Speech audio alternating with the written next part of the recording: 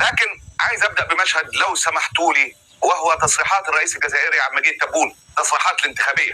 رغم اني لثواني تاثرت بلا اي سخريه، لثواني تاثرت، لكن الموضوع ما خدش اكثر من ثواني عشان نكتشف ان تلك التصريحات لا تختلف عن تصريحات عباس ابو مازن اللي قالها امام البرلمان التركي: انا رايح غزه والموت والشهاده. وبعدين قال لك بس انا مستني مجلس الامن يامنني.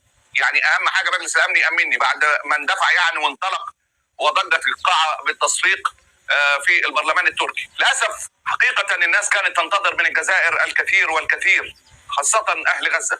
عملنا تقرير قبل كده من غزه، كانت الناس كلها بتتكلم عن عشقها للجزائر، لكن تصريحات تبون الانتخابيه ما كنتش متخيلها. تبون بدأ وقال انه مستني بس انهم يفتحوا له الحدود بين مصر وغزه، والقاعه كلها ضجت من التصفيق. المجازر اللي قايمه بها صهاينه في غزه لازم تتوقف. واحنا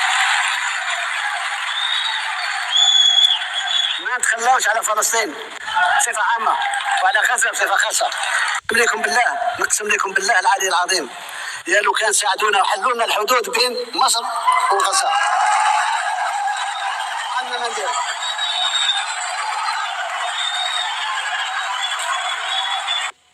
الناس تخيلت ان هناك زعيم يخرج من بين الركام، زعيم يخرج من تحت الركام، ما شاء الله.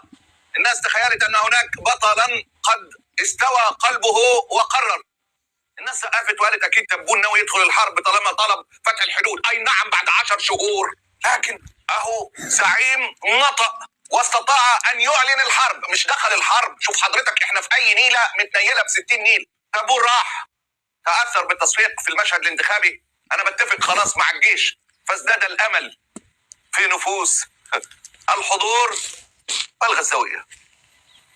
عندنا ما نديرو، وراني توعدت والجيش راه جاهز. مجرد ما يحلوا لنا الحدود. ثواني عدت كالحلم، والله بدون اي قدر مبالغه. وانا بشوف الفيديو بكلمك كشعور مواطن عربي من عشرات الملايين من المواطنين اللي بيسكنوا تلك الاوطان العربيه المنكوبه من المحيط للخليج. لثواني الحلم صحي. الناس فهمت ان تبون اتفق مع الجيش ان احنا ندخل الحرب، عندنا حاجات نعملها والجيش هيدخل، واتفقت خلاص. الناس تخيلت انه بيحرج العصابه في مصر عشان بيعلن انه مستعد للدخول دفاعا عن اهل غزه. ام تبون نكص على عقبيه كابو مازن تماما. قال لهم انا اتفقت مع الجيش ان احنا ندخل اطباء ونبني 3 مستشفيات لما مصر تفتح الحدود. ما يفتحوا لنا الحدود ويسمحوا الحافلات نتاعنا الشاحنات باش تدخل، باش نبني في ظرف 20 يوم 3 مستشفيات. نبعث مئات الاطباء. حقيقه التصريح العبثي. ايوه يا انشراح، ايوه وقتك ده وقت انشراح. ايوه هو ده وقتك. يعني لو عديتي المشهد ده تعملي امتى الاداء اللي احنا مستنيينه يا انشراح؟ مستني 10 شهور بعد مصر ما سلمت ملابسها الداخليه، قصدي سلمت الحدود لاسرائيل. واصلا لما مصر كان معاها الحدود ما دخلتش حد. تصريحات تندرج تحت بند الاستخفاف، الاستنطاع، الاستعباط. كأن الناس دي ما عندهاش عقول. يعني حاجه عجيبه جدا. ده اطباء تونس قعدوا شهور يصرخوا يا تبون لما كانت الحدود مع مصر، ومصر اصلا رفضت تديهم التاشيره. فانت جاي بعد 10 شهور من التطهير العرقي، وبعد ما اسرائيل سيطرت على الحدود، تقول انا مستني مصر توافق ان احنا نودي اطباء غزه. يخرب بيتك، ده اطباء تونس كانوا هيتجننوا في بدايه الحرب. جاي دلوقتي تقول تستنى مصر تفتح الحدود؟ يا مستني البتاع من النمله ولا ما اعرفش ايه. بجد عيب جدا. افكرك باطباء تونس. انا دكتور سعيد صالح ممثلين فريق طبي اللي هو مش يمشي غزه. مع الاسف الظروف سمحت ليش الاول مش نخرجوا، مش نوصلوا للمعبر بتاعنا. احنا هو قادرين ونقاتلوا بالاستمرار بتاعنا وبتاع مصر وبتاع الاردن مش يساعدونا باش نعبروا من اي منطقه كانت. احسن لهم تعاونوا زملائنا الفلسطينيين اللي هم في ضحيه كارثيه، ضحيه بتاع المستشفيات. مش نجموا نوصلوا معناتها علاجات وخدمات بشكل تاشيرات سماحين اشياء مصمومين. شو الدولة اللي ما زالت ما حصلتوش على تأشيرتها؟ هو المعبر اقرب معبر. لم اكن انتظر من تبون ولا اي حد اعلان الحرب. احنا عارفين تمامهم. 10 شهور انت لم تجرؤ انك تستخدم الغاز اللي انت من اكبر منتجيه ولا النفط عشان تقول لي خش الحرب. حرب بعيده قوي عن شنب هؤلاء. هل انا قلت للجيش واتفقت مع الجيش؟ الناس اتجننت والانصار والمشهد الانتخابي سخن والناس تخيلوا ان تحت القبه شيخ او قائد او جنرال او شجاع. انت ما عملتش اي حاجه اصلا. حتى ال 13 دكتور الجزائري اللي دخلوا الشهر اللي فات في يوليو ورجعوا مره تانية دخلوا عن طريق معبر كرم ابو سالم مش معبر رفح. والله انت عارف ان الحدود مصر ملهاش اي حاجه. الاطباء الجزائريين دخلوا من معبر كرم ابو سالم، جاي تقول لي مصر تفتح الحدود واصل هبني مستشفى؟ كتر خيرك كتر خيرك.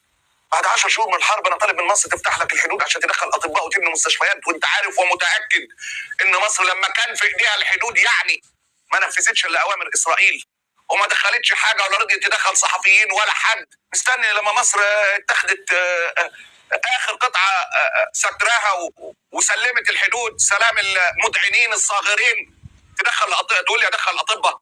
الكلام ده لو جاي من غير الجزائر كان يبقى ليه قيمه، لكن دي الجزائر اللي مع غزه ومع فلسطين ظالمه او مظلومه ده اخرها. تبون من راى منكم منكرا فليغير. يقول الحديث: من راى منكم منكرا فليغيره بيده، فان لم يستطع فبلسانه، فمن يستطيع وإن من يستطيع فبقلبه وهو أضعف الإيمان.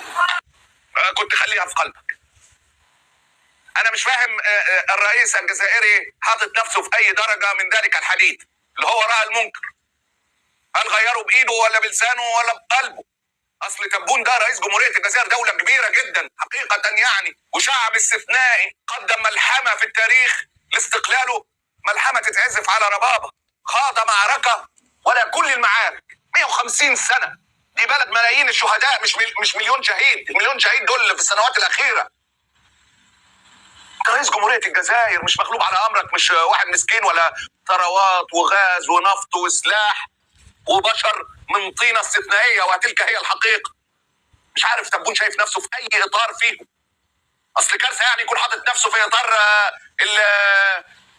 بيستنكر المنكر بقلبه بعد كل اللي تحت ايديه وبعد كل ما يملكه، وجاي تناشد مصر المتغطي بالعسكر في مصر عريان يا حبيبي. يا نهار ابيض، انا اللي احكي لك عن عسكر مصر برضه. ده اسرائيل قالت في المفاوضات، فاكر ايه في موضوع محور فيلادلفيا؟ ونتنياهو مصر على البقاء هناك، ودي معلومه. لما قالوا لها ان حكومه غزه معترضه على بقاء الجيش الاسرائيلي على الحدود مع مصر في المفاوضات اللي فشلت دي، قالوا لهم غزه مالها ومال الحدود، دي مشكله بيننا وبين مصر ومصر راضيه نبقى نقعد نحلها مع بعض في اي وقت.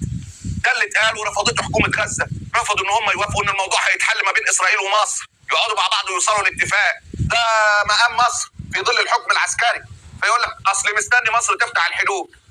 نفسي افتكر المثل مستني السمنه من بطن النمله. ده بعد ما اعلنوا ان مصر هتودي غاز للبنان. اي والله قلت اهو موقف، يعني اي موقف شبه رجولي.